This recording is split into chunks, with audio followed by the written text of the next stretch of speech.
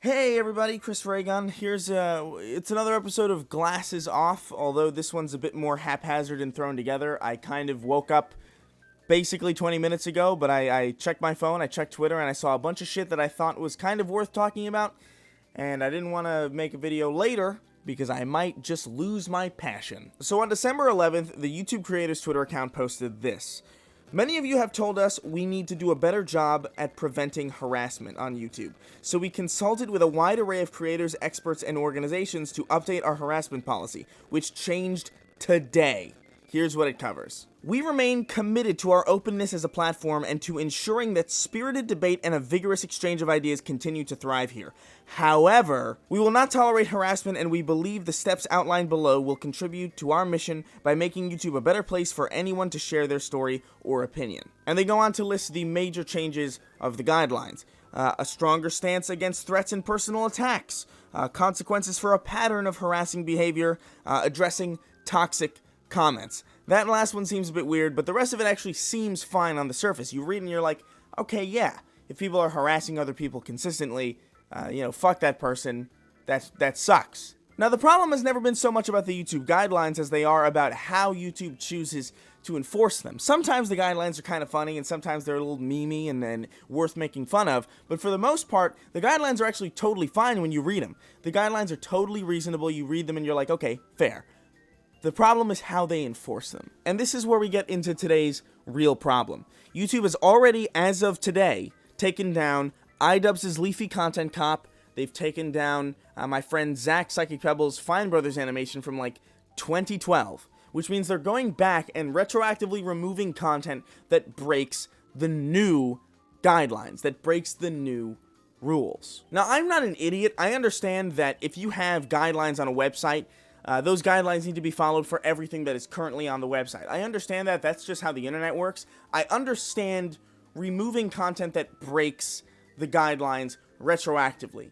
But at the same time, YouTube has to understand that that looks and sounds ridiculous to anyone that isn't them. Let's say, hypothetically speaking, that marijuana, weed, cannabis, the devil's lettuce, became federally illegal on all fronts in any circumstances. Bada bing, bada boom, you're in prison, go get doomed in the ass. Hypothetically, if that were to happen, under the same logic, if you ever smoked weed on video, if you ever talked about smoking weed on video or a podcast or anything while weed was legal, they could come back and retroactively arrest you for something you did when it was totally fine. It doesn't take a rocket surgeon to understand why that might sound completely stupid to some people. And I don't mean to compare YouTube to a government. I understand that these are different things, but you've got to follow the train of logic here.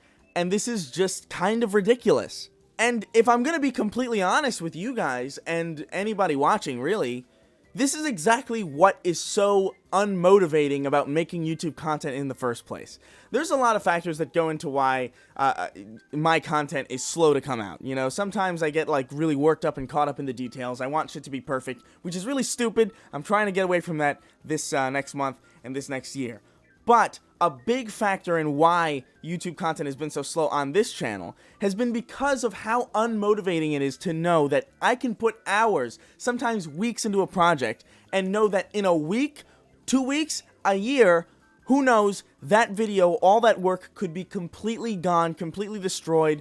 All of the engagement, all of the audience retention, all of the the comments and the memories that spawn from that fucking upload could be erased without warning for no reason, just because YouTube decides to change its mind in the future. Now, I'm obviously going to keep making videos. I'm probably not going to put as much time into them as I usually do because, again, it seems fucking masochistic at this point to do that. But this is why the environment on YouTube seems so fucking unfun now. Not only can they remove content retroactively when they change their mind about what content is allowed on their site, videos don't go out to subscribers half the time. The subscriber feeds don't work. There's 2 subscribe buttons now because the bell is the real subscribe button and the subscribe button is just oh, maybe we'll tell you when this person uploads. The site breaks consistently. I get copyright strikes on videos constantly that don't even have shit in them. Logging into YouTube is a fucking Pavlovian response. It's so fucking stressful because you know that there's just some bullshit waiting for you. And this is why people move to podcasting. This is why people try to branch out into fucking music.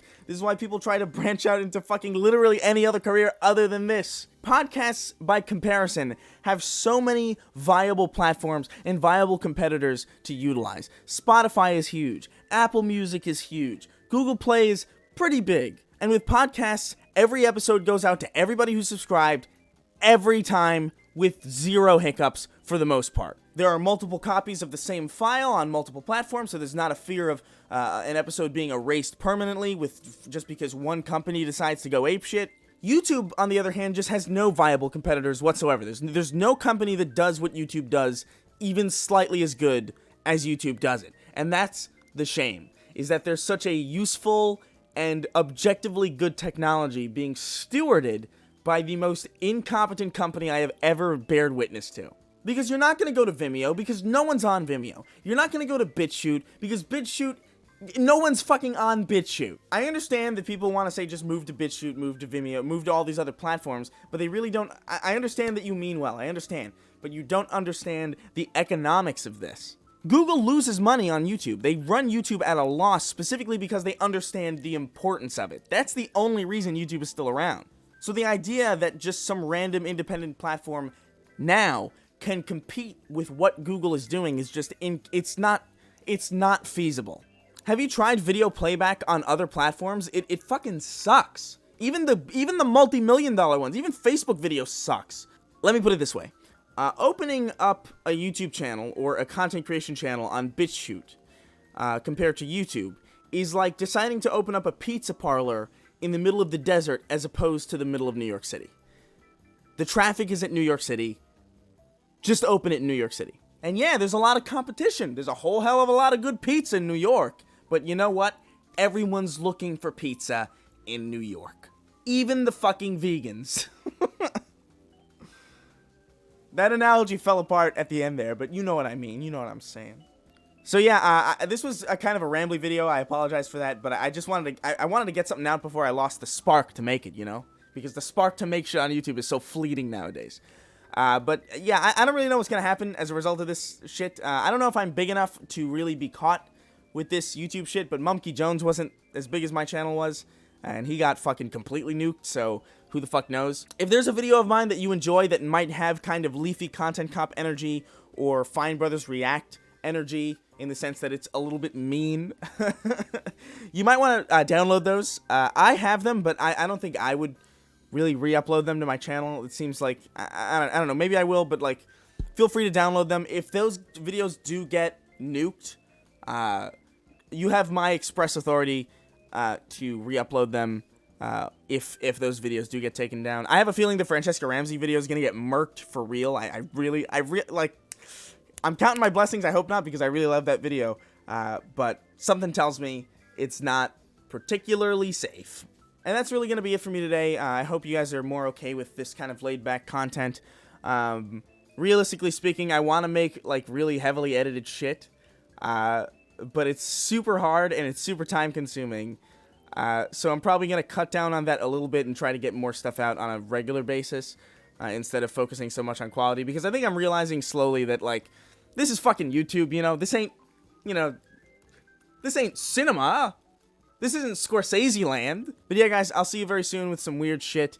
By the way, Snark Tank Podcast is going weekly starting in 2020, so look forward to that. It's far more reliable than YouTube. Ooh-wee. And to close this video out, here's Chris Ray-Gun performing his hit single, The Video Needs to Be 10 Minutes or Longer for it to be even remotely profitable.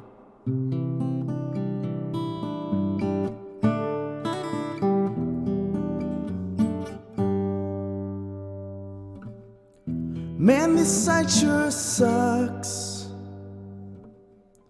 Pretty soon it's gonna bite the dust. I don't understand. Google sure knows how to tank a brand. God. God forbid. People want things that aren't strictly made just for kids. Fuck us, I guess, 'cause we're just the audience.